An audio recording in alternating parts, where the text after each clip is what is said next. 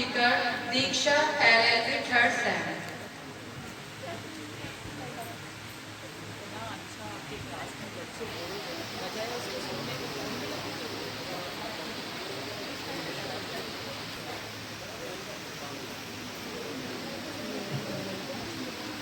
A very good afternoon to my teacher sir, principal sir and my all teachers, my dear brother and my sisters. First of all, happy International Literacy Day to all of you. I am Diksha from LLB third semester. Today I am here to present my views on Literacy Day. तो सबसे पहले हम जानेंगे साक्षरता के अर्थ के बारे में। तो साक्षरता का अर्थ है अक्षरों का ज्ञान, जोड़, गुणा, भाग। किसी भी भाषा में लिखने और पढ़ने का कौशल ही साक्षरता कहलाता है। साक्षर होने का अर्थ ये बिल्कुल भी नहीं है कि आपके पास कोई डिग्री है। अगर आपको अपने हस्ताक्षर लिखना और पढ़ना दोनों आता है तो आप साक्षर कहलाएंगे। तो अगर हम बात करें कि एक दिवस को, साक्षरता दिवस को अंतर्राष्ट्रीय दिवस के रूप में मनाने का विचार किस तरह से आया, तो ईरान की राजधानी तहरीर में एक सम्मेलन किया गया जो कि पहली बार विचार विमर्श किया गया था। 1966 में यूनेस्को के द्वारा इसकी घोषणा की गई और 1967 में संयुक्त राष्ट्र के सभी सदस्य देशों और इस दिवस को मनाया जाने लगा।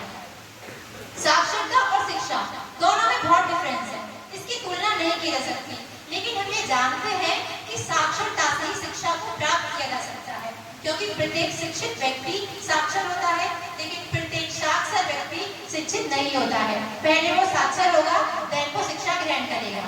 अगर हम बात करें साक्षरता के उद्देश्य की, तो लोग साक्षर होने का महत्व समझेंगे। जन जागरूकता के जरिए लोगों को गरिमा और उनके मानव अधिकारों के प्रति उनके मानव अधिकारों के रूप में दिवस को मनाए जाने का महत्व याद रखा जाएगा। इसका उद्देश्य व्यक्तियों को अपने अधिकारों और कर्तव्यों के प्रति जागरूक करके व्यक्तिगत एवं सामाजिक और राष्ट्रीय विकास एवं प्रगति को सुनिश्चित करना है। साक्षरता और शिक्षा दोनों ही हमें आत्मनिर्भर बनाती हैं। जब हम व्यक्ति स्तर पर आत्मनिर्भर होते हैं तो देश भी आत्मनिर्भर पड़ता है और एक राष्ट्र का विकास होता है। अगर हम संविधान की बात करें तो हमारे संविधान में जो भी फंडामेंटल राइट्स दिए गए हैं उनमें ये कहा गया है कि व्यक्तिगत स्तर पर भी व्यक्ति को आगे बढ़ते रहने का प्रयास करते रहना चाहिए। फंडामेंटल ड्यूटीज की बात करें तो उसमें ये कहा गया है कि प्रत्येक माता पिता या कोई भी संरक्षक जो भी किसी बच्चे का पालन कर रहा है उसका ये कर्तव्य है कि वह उसे साक्षर बनाए और उसे विद्यालय भेजे। अगर हम बात करें डीपीएसपी की, राज्य की नीति निदेशक तत्व, तो उसमें ये कहा गया है कि सरकार को भी कार्य करने के लिए निर्देश दिए जाते हैं। आर्टिकल 45 और आर्टिकल 46 जो कि अनुसूचित जाति और जनजाति के बारे में बात करता है। अगर हम बात करें कारकों की, साक्षरता के ऐसे कौन से कारक है जिनसे हम आज भी लिटरेसी गेन नहीं कर पा रहे हैं, तो अगर हम वैश्विक स्तर पर बात करें तो यूनेस्को के द्वारा ये कहा गया कि 771 मिलियन लोग ऐसे हैं जो आज भी निरक्षर हैं। 2022 में 74.4% और 2023 में 77.7%। मतलब देखा जाए तो 22 में 23% लोग साक्षर नहीं है। मतलब ऐसे 22 में 23% व्यक्ति हैं जिनको अपने हस्ताक्षर करना भी नहीं आता है। सबसे पहले जो साक्षरता का कारक है वो है निर्धनता। भोजन, रोटी, कपड़ा, मकान। जब व्यक्ति को भोजन ही नहीं मिलेगा, रोटी नहीं मिलेगी, कपड़ा, शिक्षा, मकान नहीं मिलेगा, तो वो सोचेगा ही नहीं कि उसे साक्षर भी होना है। जब हमारे देश में गरीबी दूर होगी तब वह सोचेगा कि उसे साक्षर भी होना है। नेक्स्ट रंगभेद और जातिवाद, रूढ़िवादी दृष्टिकोण। तो स्वामी विवेकानंद ने भी कहा है कि एक वुमेन इक्वल टू 100 मैन। जब एक महिला को आप पढ़ाएंगे तो वो 100 पुरुषों को भी साक्षर कर सकती है। नेक्स्ट बात करें भ्रष्टाचार की, क्योंकि आज के समय में कोई भी कार्य ऐसा नहीं है जो कि बिना करप्शन के पूरा हो जाता हो। तो सबसे पहले जब तक करप्शन दूर नहीं होगा तो हमारे देश में साक्षरता गेन नहीं कर पाएंगे। अगर हम बात करें साक्षरता की इंपोर्टेंस की, तो अगर पॉलिटिकल वे में बात करें तो भारत में लोकतंत्र है, लोग चुनाव में हिस्सा लेते हैं, अपना प्रतिनिधित्व चुनकर संसद में भेजते हैं। अगर प्रत्येक व्यक्ति पढ़ा लिखा हो तो हम किसी की बातें सुनकर वोट डालने नहीं जाएंगे।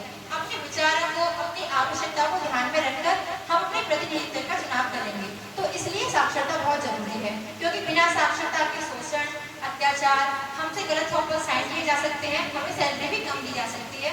तो इसलिए साक्षर होना बहुत जरूरी है।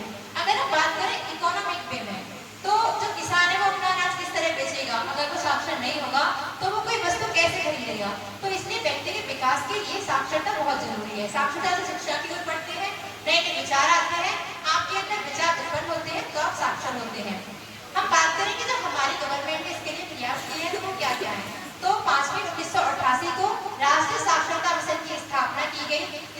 कहा गया कि जो 15 साल से 35 साल के सभी निरक्षर व्यक्ति हैं उनको कार्यात्मक साक्षरता प्रदान करना।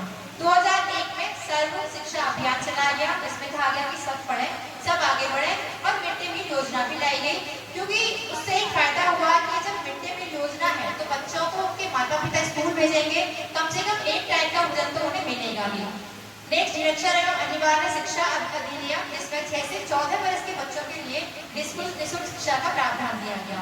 2022 में राष्ट्रीय डिजिटल साक्षरता मिशन लाया गया और 2023 में नव भारत साक्षरता कार्यक्रम लाया गया। अब जो हमारे 2025 की जो थीम है वो है डिजिटल युग के साथ साक्षरता। मतलब अब केवल हमें साक्षर ही नहीं होना, अब हमें डिजिटल युग के साथ साक्षर होना है, क्योंकि जो हमारे देश में जितने भी कार्य हो रहे हैं वो आजकल डिजिटल युग की सहायता से ही हो रहे हैं। लास्ट में मैं कहना चाहूंगी कि निरक्षरता एक अभिशाप है, निरक्षरता एक अभिशाप है। प्रत्येक व्यक्ति को साक्षर बनाना हमारा एक प्रयास है, हमारा एक प्रयास है। धन्यवाद। To announce speech competition winners. First winner is Diksha BA LLB third sem. And second Diksha LLB third sem is the first winner. Clap everyone. Thank you, ma'am. And second winner is Shiprita Chaudhary BA LLB first sem. To announce speech competition winners. First winner is Diksha BA LLB third sem. And second Diksha LLB third sem is the first winner. Clap everyone.